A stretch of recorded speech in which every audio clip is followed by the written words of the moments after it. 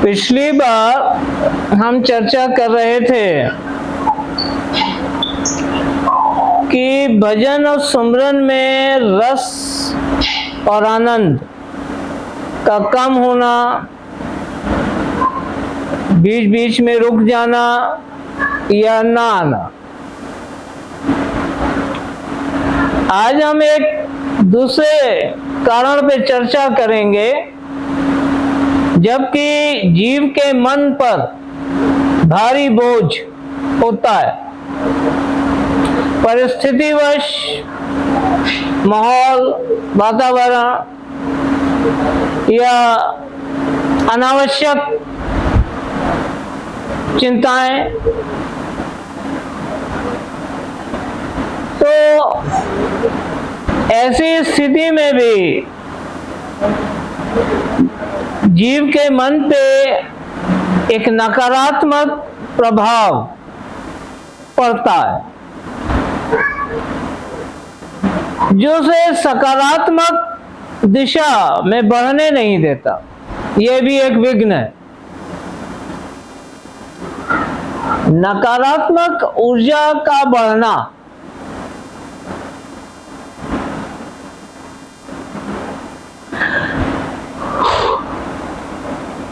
ये नकारात्मक प्रभाव ही मन पर पड़ने वाला भार है, बोझ।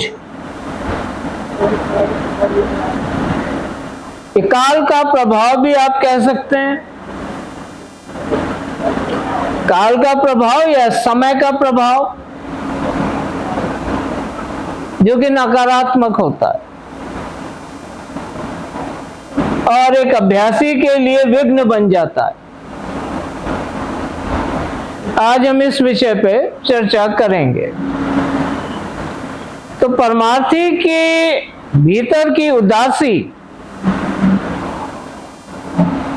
का एक कारण यह भी है कि पिछले जन्मों के कर्मों से निर्मित प्रारब्ध या इसी जन्म के कर्मों का फल, इसके परिणाम स्वरूप कोई परिस्थिति, तकलीफ या बीमारी परमार्थी को पैदा हो जाए,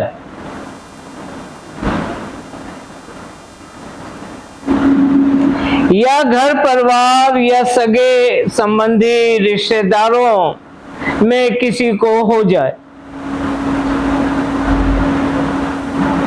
और उनके प्रति प्रेम, प्रीत और मोह के कारण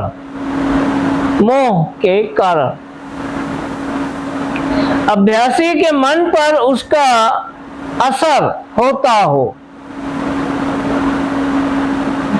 तो उसकी चिंता में मन और सूरत, ध्यान और भजन में उस तरह से नहीं लग पाते जैसा कि लगना चाहिए।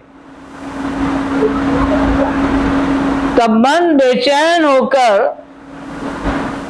जल्दी से जल्दी इन तकलीफों से छुटकारे की अर्ज करता है। जो दया से अर्ज मंजूर हो गई और तकलीफों से छुटकारा मिल गया तो खुश हो जाता है, और जो यदि तकलीफ दूर ना हुई तो मन राधा स्वामी दयाल के प्रति रूखा फीका हो जाता है कि मालिक तो मेरी अर्ज सुनता ही नहीं। पर असल बात तो यही है कि दया की धार तो हर वक्त जारी है, जिसे हर जीव अपने विश्वास, प्रेम, प्रतीत और भक्ति की कमाई के अनुसार ही उसे ग्रहण कर पाता है। और फिर भी दया को ही और दयाल को ही उल्हाना देता है।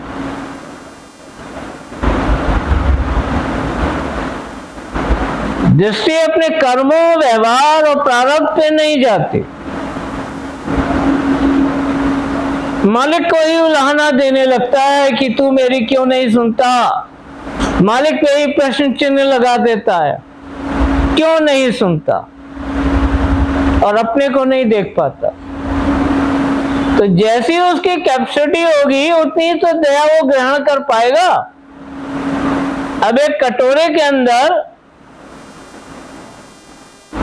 गागर तो नहीं आ जाएगा, और गागर में सागर नहीं आ जाएगा। तो जैसी उसकी विश्वास, प्रेम, प्रतीत और भक्ति की कमाई होगी, उतनी ही दया भी ग्रहण हो पाएगी। दया तो जारी है।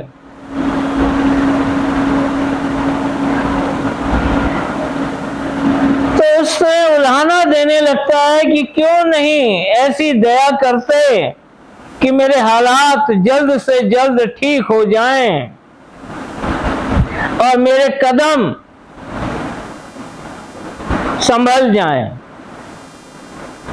मेरे कर्म कट जाएं।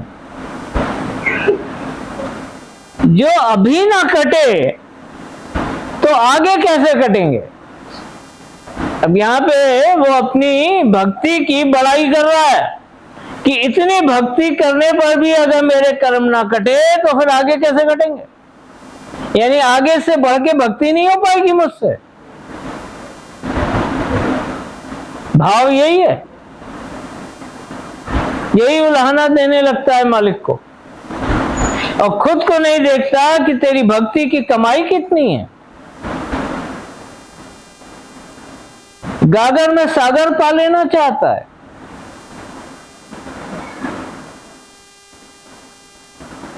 तो ये जो क्यों नहीं है ना, जो वो सवाल उठाता है कि क्यों नहीं ऐसी दया करते, क्वेश्चन लगाता है मालिक पे, सवाल करता है क्यों नहीं ऐसी दया करते। तो इस क्यों नहीं का उत्तर वास्तव में जीव को स्वयं से ही पूछना चाहिए कि क्यों नहीं उस दया को वो ग्रहण कर पा रहा,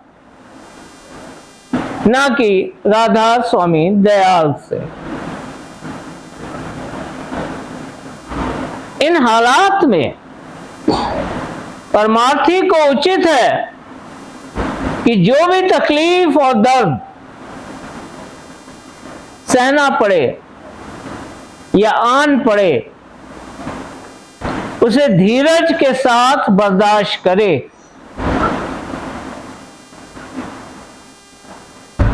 और जैसे जैसे दर्द बढ़ता जाए, सद्गुरु के सत्संग और सानिध्य में हाजिरी बढ़ाता जाए। ध्यान से उनके वचनों को खुद पर घटा घटा कर सुने और उन पर मनन और चिंतन करते हुए समझने का प्रयास करें। जो यदि सत्संग और सानिध्य सद्गुरु का प्राप्त ना हो तो अपने ध्यान को जैसे भी सहजता से बन पड़े तो सुमिरन और भजन में लगाए। और जो इसमें भी मन ना लगे भजन और सुमिरन में, और सुमिरन भजन में भी उससे ना बन पड़े तो राधा स्वामी नाम की रटन, राधा स्वामी नाम की रटन, तो भजन सुमरन भी नहीं बन पा रहा, क्या करेगा? तो राधा स्वामी नाम की रटन धीरे धीरे या कुछ आवाज के साथ एक कड़ी की तरह उच्चारण करें।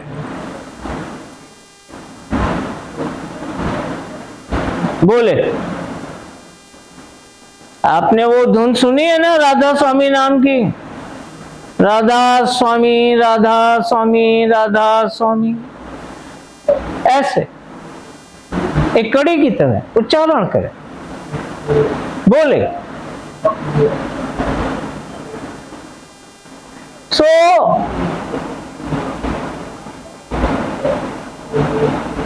या मनी मन गुनगुनाए, मनी मन गुनगुनाए, और फिर भी यदि धुन के साथ राधा स्वामी नाम का उच्चारण ना कर सके, ये भी ना कर सके, ये भी नहीं बन पड़ रहा,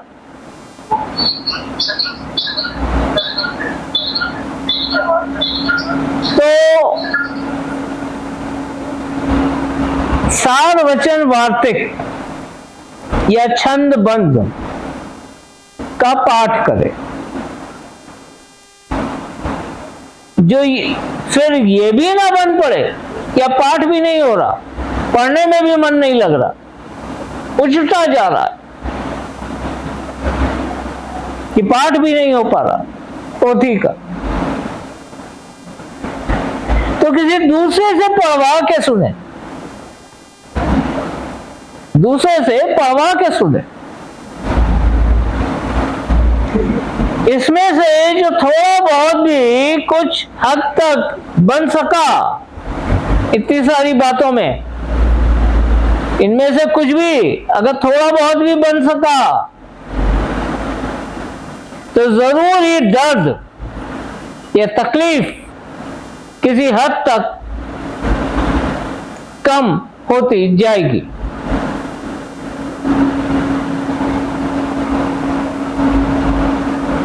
इतनी सारी बातें, भजन सुमरन नहीं होता तो नाम जाप करो, बोल के नहीं होता मन में करो, मन में नहीं होता पढ़ो, पढ़ के नहीं होता सुनो, कुछ तो करो। दर्द और तकलीफ उसी हद तक कम होती जाएगी।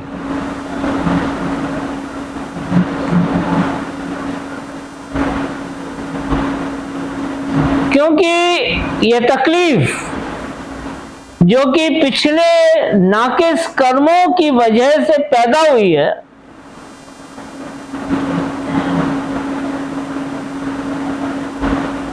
और अब जो परमार्थी कार्रवाई संतों के वचन के अनुसार की जाएगी, तो उसका असर पिछले कर्मों के असर से पैदा हुई कसर को, यानी कमी को, तकलीफ को जरूर काट देगा। साथ ही जरूरी है कि मालिक से लगातार अर्ज मारूज, यानी प्रार्थना और अर्ज करता रहे कि हे मालिक, मुझे इस योग्य कर कि मैं तेरे योग्य ठहर सकूं। जीव तो इतना मलिन हो चुका है कि मालिक के योग्य नहीं है। ये मालिक की दया ही है कि जीव मालिक के योग्य बन सके। इस दया की अर्ज करनी चाहिए। इसके साथ ही गरीबों और जरूरतमंदों की दिल से मदद करता जाए। दान नहीं, उपकार नहीं, मदद, सहायता करता जाए। ये नहीं कि जाके मंदिर में भिखारियों को लाइन से पैसा बांट दिया, कोई जरूरत नहीं। ये उपकार और परोपकार का मत नहीं है, परमार्थ का मत है। तो सहायता करें जरूरतमंदों की, और दिल से करें, किसी लालच या फायदे के लिए नहीं। एक हाथ से जाए तो दूसरे को पता ना लगे कि दूसरे हाथ से क्या गया। यह है सहायता।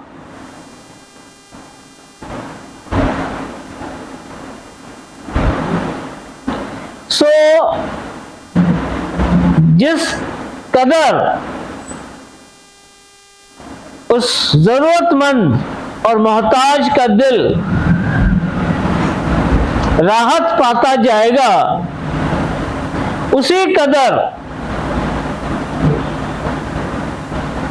जीव के दिल से तेरे लिए दुआ भी निकलेगी, जिसके असर से तेरी तकलीफ भी किसी हद तक जरूर दूर होगी।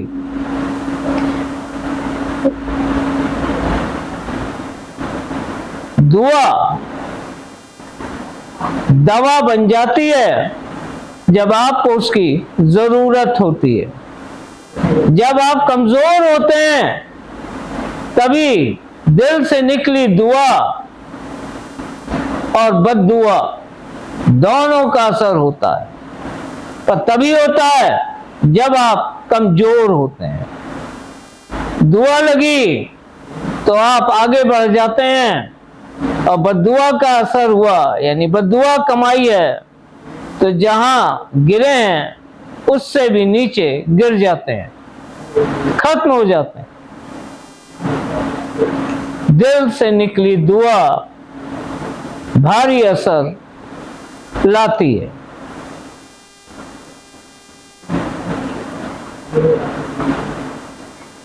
इस दुआ के असर से तेरी तकलीफ भी किसी हद तक जरूर दूर होगी, और अहंकार की जड़ता कटने से तबीयत में राहत हासिल होगी, सुकून मिलेगा, बर्दाश्त की सामर्थ्य बढ़ती जाएगी, तो तकलीफ कम होती जाएगी। जो बर्दाश्त नहीं तो तकलीफ है, और बर्दाश्त हो गई तो तकलीफ जाती रही। यही मालिक की दया है, बर्दाश्त की ताकत, ये ऐन दया है। दया इसी रूप में हमें प्राप्त होती है कि बर्दाश्त की ताकत बढ़ जाती है। यही दया है।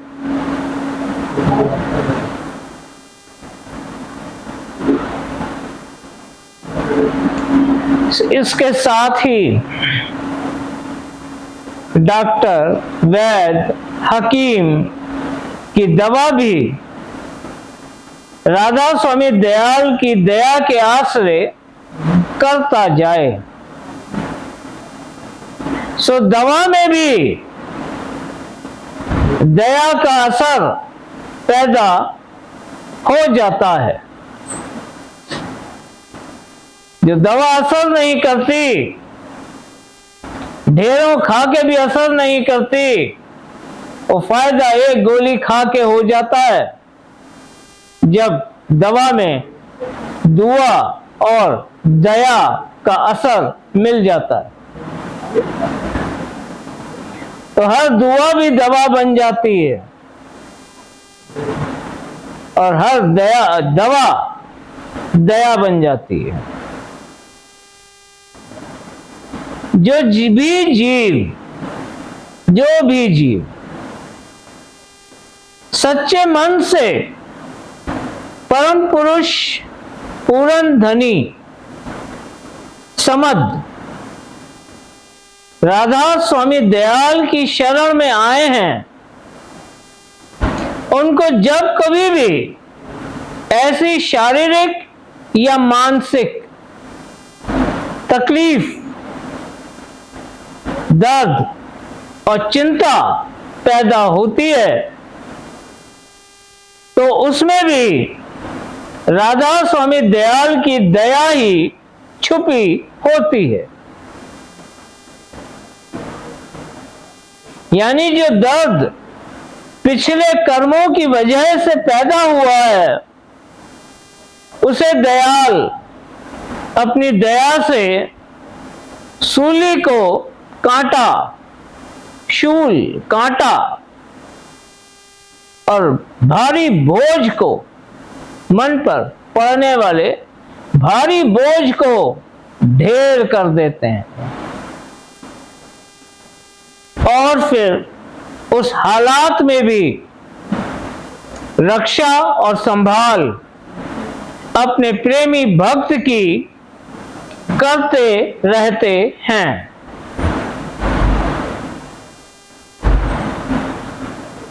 फिर जब पीर विरह की उठी तो उसे भी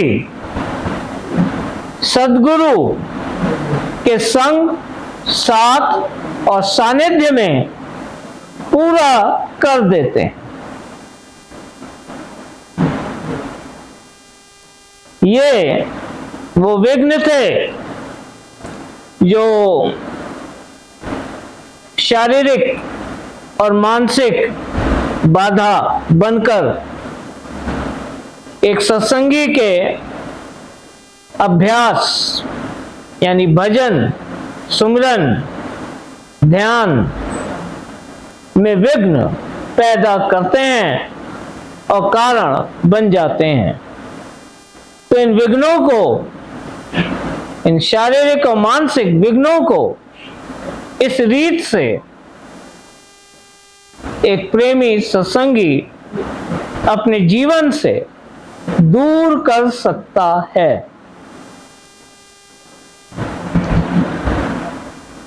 तो यही आज का विषय था, काल जाल से न्यारा कीजिए, इस काल के जाल से न्यारा कीजिए। फिर इन दुख और तकलीफों से और इनमें मिलने वाली राहत से जो दुख और सुख के हालात पैदा होते हैं, तो इस बात को समझना चाहिए कि मन के दुखी और सुखी होने के हालात हर परमार्थी जीव पर एक दौरे की तरह आते और जाते रहते हैं, एक के बाद एक। हर सुख इस जगत में, क्योंकि ये जगत नाशमान है, तो हर सुख इस जगत में आने वाले दुख की गारंटी है, आएगा ही आएगा, जगत का नियम है। और हर दुख आने वाले सुख की गारंटी है। अगर सुख स्थायी नहीं है तो दुख भी कभी स्थायी नहीं रहता।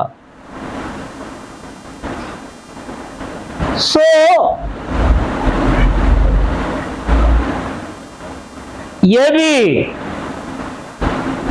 दया का ही एक निशान है कि जब ध्यान, सुमिरन और भजन में बराबर रस और आनंद मिलता जाता है, तब मन भी मगन रहता है। और जब जब अंतर में रस में कुछ कमी आती है या भजन किसी कारणवश ठीक से नहीं बन पाता या मन में किसी तरह की विकारी तरंगें उठने लगती हैं, जो कि निश्चित रूप से विघ्न ही है, रुकावट ही है,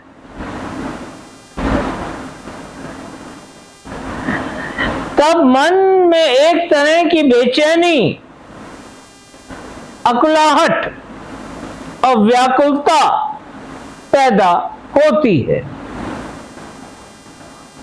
तब परमार्थी दया को पाने के लिए विनती करता है और तब फिर से थोड़ा बहुत रस मिलने लगता है। इसमें एक भारी दया ये छुपी है कि परमार्थी के चित्त में हमेशा दीनता बनी रहती है, वरना तो सुख आनंद में अहंकार से भर जाएगा। तो इसमें कमी भी एन दया है, ताकि जीव के मन में दीनता बनी रहे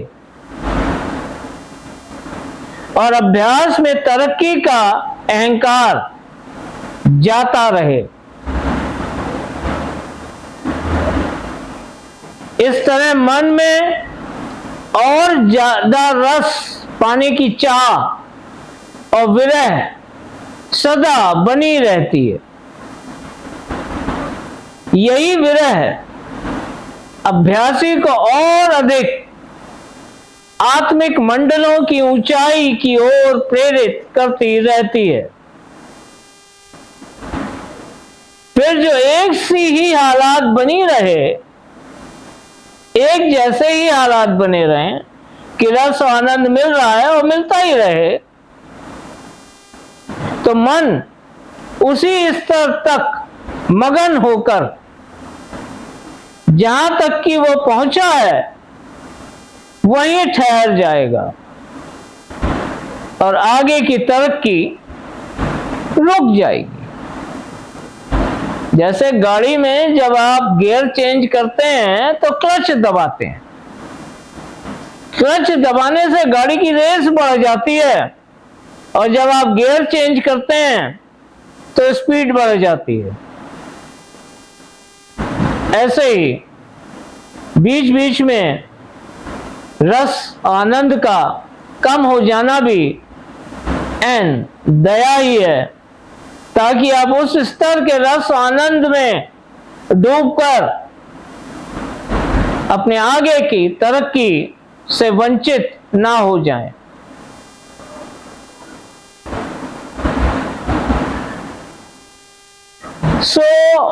बेचैनी और विरह की तड़प काफी हद तक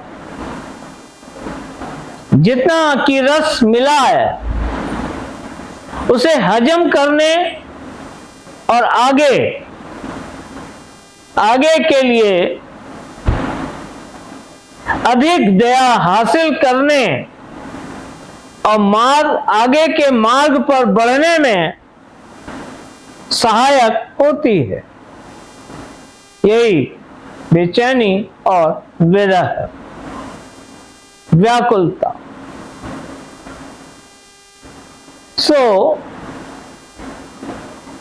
ये आगे के मार्ग पर बढ़ने में सहायक होती है।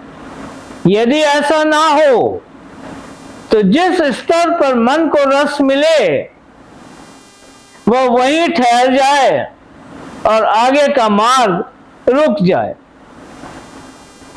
इसलिए ऐसे हालात में अभ्यासी को ज्यादा घबराना या बेचैन नहीं होना चाहिए, बल्कि ऐसे वक्त में ज्यादा दया की उम्मीद के साथ जैसे भी बन सके पूरी लगन और विरह के साथ ध्यान, सुमिरन और भजन में लग जाना चाहिए। मन की फिजूल की तरंगों को रोकना और उन्हें हटाना यही उचित है। बेवजह की ख्याल मन में ना लाए। यूं तो मन की ये तरंगें भी जरूर उठेंगी, हिम्मत की फितरत है मन की, ये फिजूल की तरंगें जरूर उठाएगा, मन की फितरत ही ऐसी है।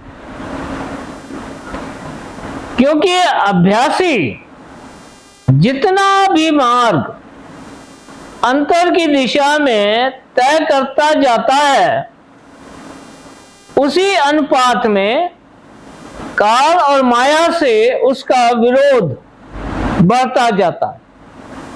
काल और माया उसे नीचे धकेलने की में लगे रहते हैं और वो सद्गुरु की मेहर से ऊंचे को बढ़ रहा है। तो जैसे जैसे ऊंचे को बढ़ेगा, काल और माया से विरोध बढ़ता जाएगा और दोनों ही मिलकर, कि काल और माया दोनों ही मिलकर काम, क्रोध, मद, लोभ और मोह की नई नई तरंगें पैदा करने लगते हैं।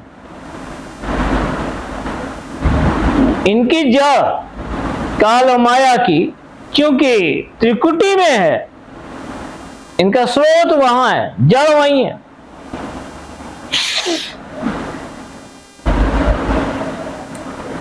तो ये लगातार उठते हुए अभ्यासी को, ऊपर को उठते हुए अभ्यासी को मिलकर गिराने में ही लगे रहते हैं और ये सभी विघ्न पैदा करते हैं। और इस तरह एक अभ्यासी के मार्ग को रोकना चाहते हैं। सो एक अभ्यासी के लिए आवश्यक है कि सद्गुरु दयाल की दया के आश्रय उन नाकिस तरंगों को हटाता और खारिज करता जाए, काटता जाए, खारिज करता जाए, नामंजूर करता जाए। फिर भी यदि भूल चूक हो जाए, कहीं बहक और फिसल जाए या उन तरंगों के जाल में उलझकर नीचे को गिर जाए, तो उसकी कोई आवश्यकता भी नहीं है, यानी आश्वस्तता नहीं है, या सीधे कहें तो कोई गारंटी नहीं है, गिर भी सकता है, गिर भी सकता है। सो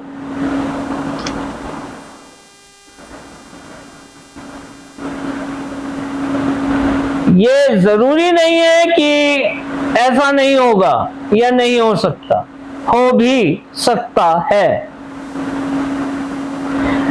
अतः उचित है कि अभ्यासी एकाग्र चित्त होकर और चैतन्यता के साथ भजन में बैठे,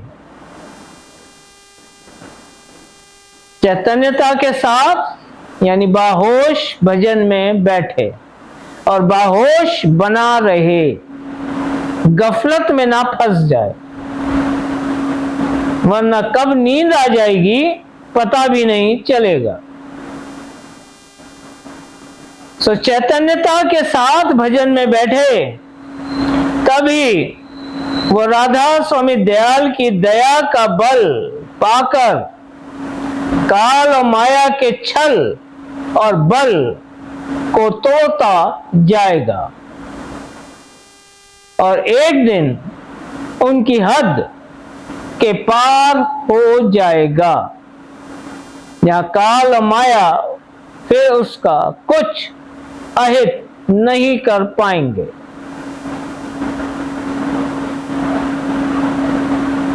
सो काल अंग की इस सामर्थ्य को जो विघ्न बन के सामने आती है, इस सामर्थ्य को दिखाने के पीछे भी मौज ये है कि परमार्थी को पता चल जाए कि काल और उसके दूत किस हद तक सामर्थ्यशाली हैं, उनकी हद पता लग जाए, इसलिए ये विघ्न प्रकट होते हैं।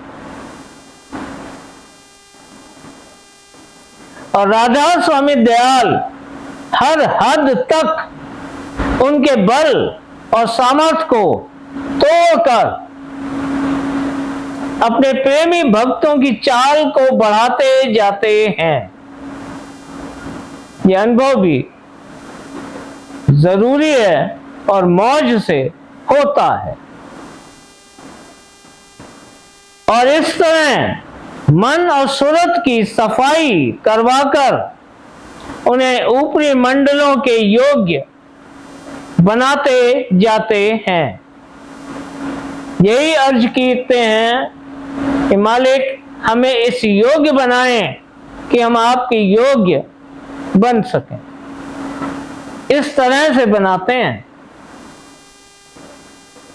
सो जो भी कोई सद्गुरु वक्त के दैहिक और अंतरी स्वरूप की रहनुमाई या मार्गदर्शन में आगे बढ़ेगा, उसके सामने इस तरह के विघ्न और हालात कम से कमतर होते जाएंगे।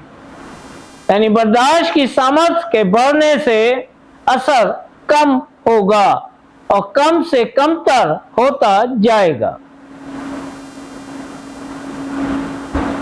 फिर भी काल और माया अपना जोर तो कुछ जरूर ही दिखाएंगे। साथ ही सच्चे प्रेमी भक्त और परमार्थी से डरते भी रहेंगे। यानी डराएंगे तो बहुत, पर छू नहीं पाएंगे। भटकाने और बहकाने का प्रयास तो भरपूर करेंगे, पर जो सद्गुरु की दया और मेहर का आसरा लेकर आगे बढ़ रहा है, उसे कभी छू नहीं पाएंगे।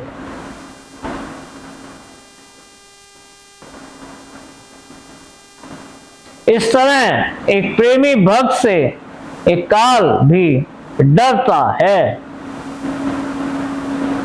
क्योंकि उसे पता है कि अगर मैंने भक्त को छू लिया तो मैं जल जाऊंगा, काल का भी नाश हो जाएगा अगर प्रेमी भक्त को छू लिया। हाँ, बहकाने और भटकाने के लिए डराएगा बहुत, पर जिसे अपने सद्गुरु पर विश्वास है और उनके निज बल का आसरा है, उसका कोई अहित काल भी नहीं कर सकता।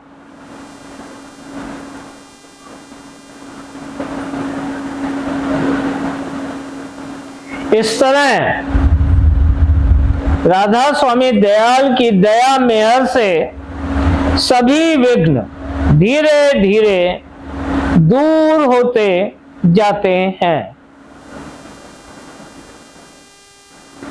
और एक दिन सच्चा परमार्थी काल और माया की इन सभी हदों से पार अपने निज देश यानी दयाल देश में पहुंच जाता है। यही है राधा स्वामी दयाल की दया। एक कड़ी है, दया धार अपना कर लीजिए, काल जाल से न्यारा कीजिए। इस अर्ज का यही भाव है जिस पर अभी हमने चर्चा करी। सो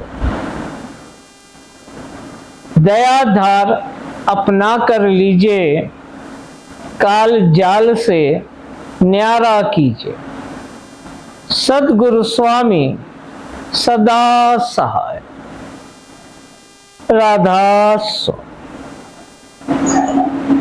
राधा स्वामी, राधा स्वामी। बख्शनहार, बख्शो मेरे दाता साईं, बख्शो मेरे दयाल। राधा स्वामी।